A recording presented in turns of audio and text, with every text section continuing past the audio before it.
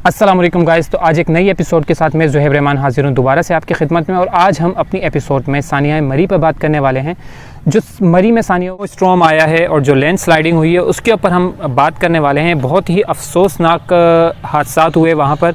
अंदर हमारी गवर्नमेंट ज़्यादा ज़िम्मेदार है या हमारी अपनी ख़ुद की आवाम ज़िम्मेदार है?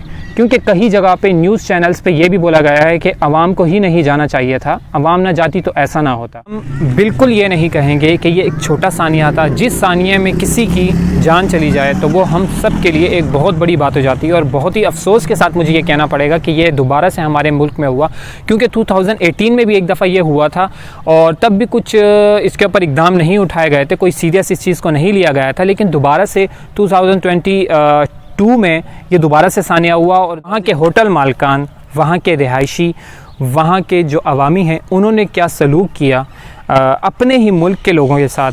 हम इस चीज़ के ऊपर भी बात करेंगे कि हम दूसरे ममालिक को बोलते हैं हमारा पड़ोस ममालिक हमारे साथ ठीक नहीं है, अमेरिका ठीक नहीं कर रहा, इंडिया ठीक नहीं कर रहा, लेकिन हम खुद अपने गिरबानों में नहीं झांकते। हम इस चीज़ को नहीं देखते कि हम खुद अपने साथ क्या कर रहे हैं। ये तो सानिया सिर्फ हमारे मुल्क पाकिस्तान में हुआ तो तब ये नतीजा निकला, तो हम दूसरे ममालिक पे क्यों बात करते हैं? तो लेके हम अपने ऑडियंस को आज मौका देंगे कि वो अपनी राय सामने रखो, खुल के सामने क्या सोच रखते हैं हमारे इस सानिया को लेके और वो क्या कहना चाहते हैं। जो मरी में सानिया हुआ उस चीज़ को लेके वो क्या कहना चाहते हैं, तो आज हम तफसील से उनसे।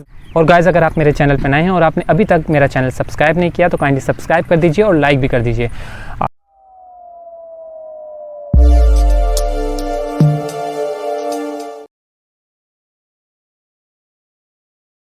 हमें बोलते हुए भी इस चीज़ का अफसोस हो रहा है। आप हमें ये बताएं, जो सानिया हमारा मरी में हुआ है, क्या आपको इस बारे में कुछ पता है, कुछ इल्म है? जी, इस बारे में मुझे इल्म है। मरी में जो सानिया हुआ है, इसमें जो मरी की इंतज़ामिया है उन्होंने बहुत घटिया काम किया है।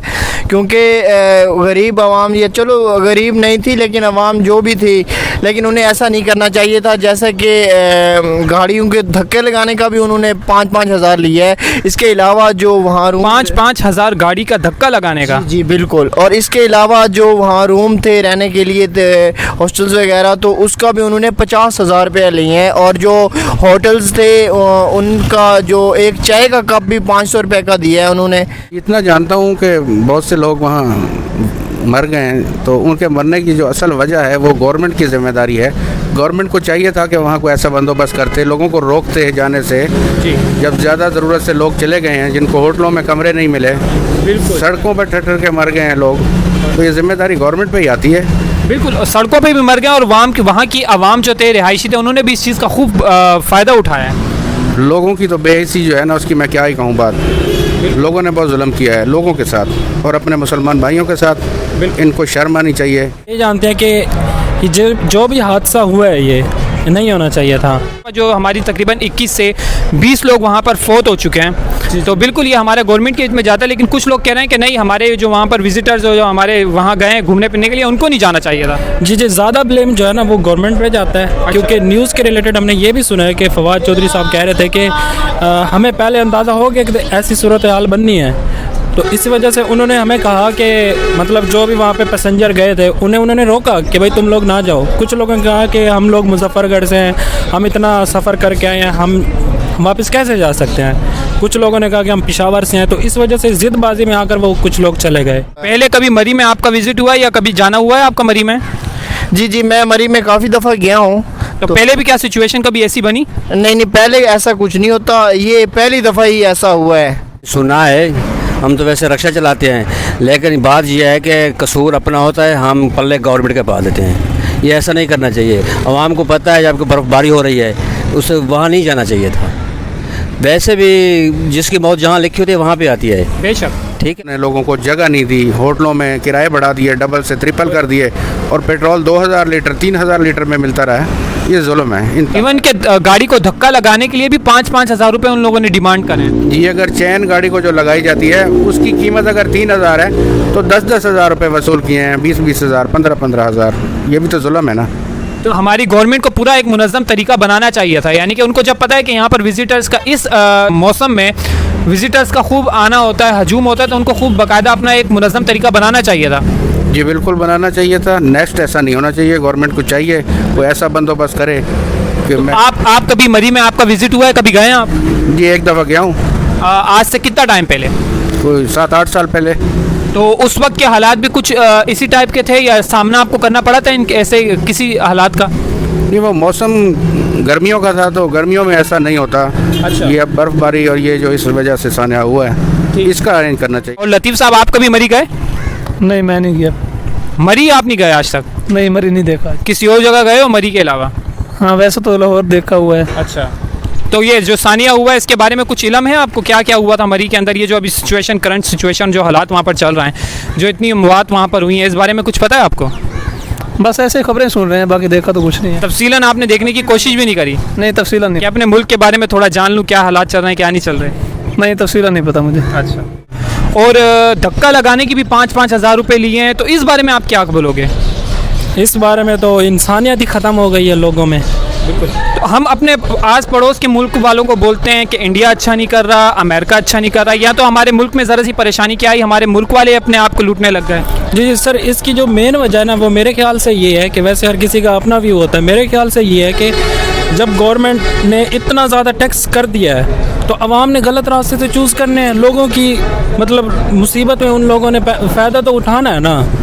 यानी कि इस सूरत में भी गवर्नमेंट की ही जाता है इस चीज़ का क्रेडिट? हाँ जी, बिल्कुल गवर्नमेंट को ही जाता है, क्योंकि उन्होंने हर चीज़ पे इतनी महंगाई कर दी है। अब आम लोगों ने गलत रास्ते उन्होंने चूज़ करने हैं डेफिनेटली।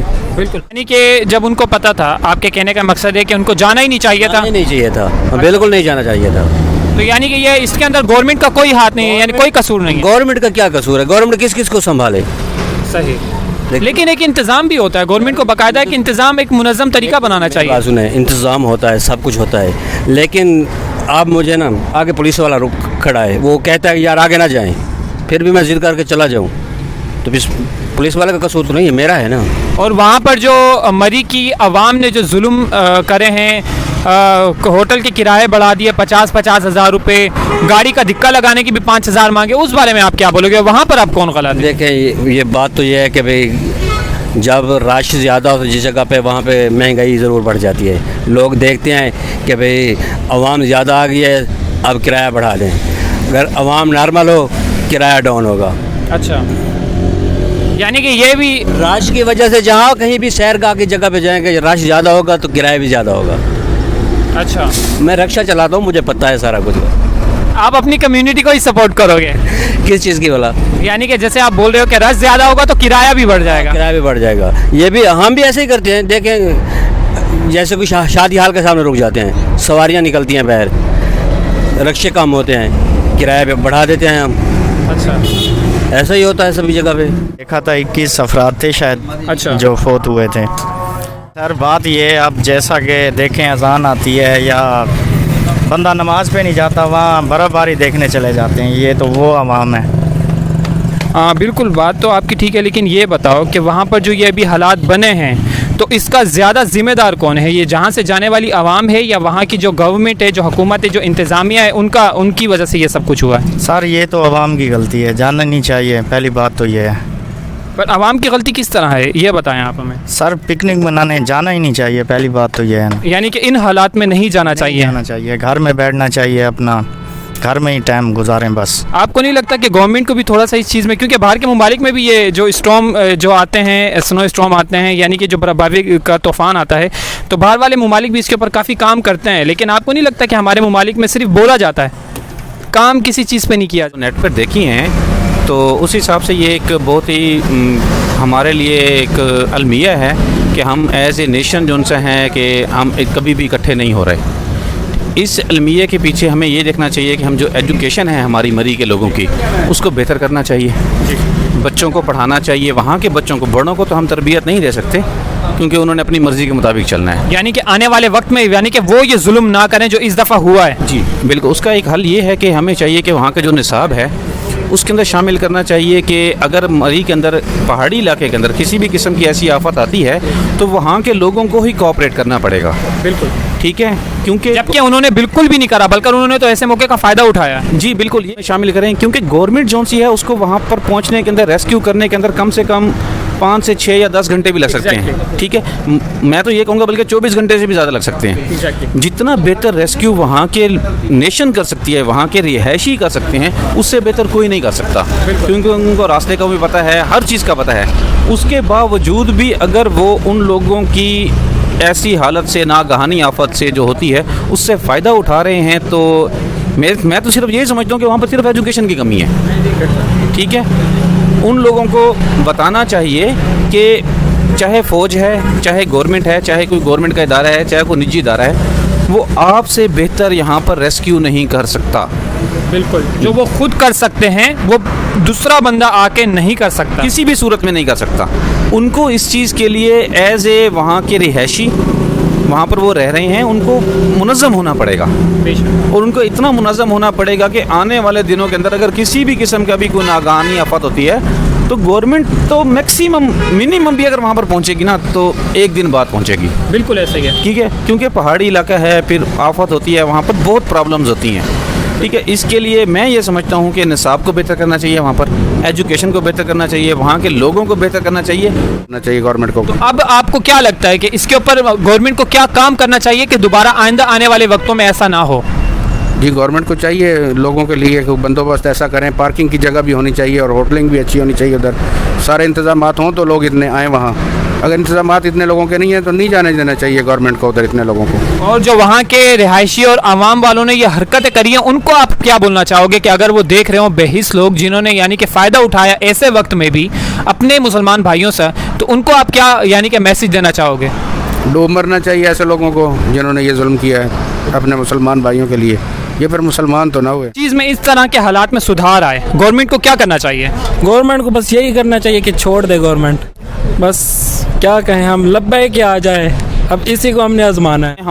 हम पूरी कौम शर्मिंदा हैं, जिन लोगों के जाने गई हैं, हम सिर्फ मरी वालों को नहीं कह रहे, मैं खुद शर्मिंदा हूँ, मेरी पूरी कौम शर्मिंदा है। अल्लाह ताला उनको जवार रहमत अता फरमाए और उनको मग़फ़िरत फरमाए और उनका जो दुख है उसको कम करे। आमीन। जज़ाकल्लाह। Thank you.